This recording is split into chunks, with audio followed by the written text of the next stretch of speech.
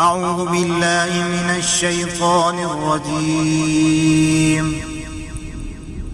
بسم الله الرحمن الرحيم. ألم تر كيف فعل ربك بأصحاب الفيل ألم يجعل كيدهم في تضليل وأرسل عليهم طيرا أبابيل ترميهم بحجارة من سجيل فجعلهم كعصف مأكول. بسم الله الرحمن الرحيم.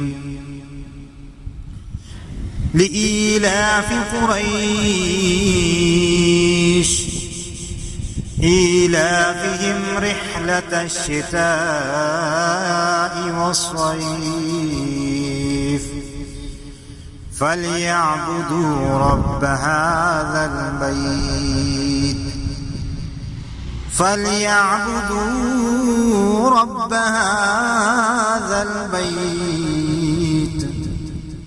الذي أطعمهم من جوع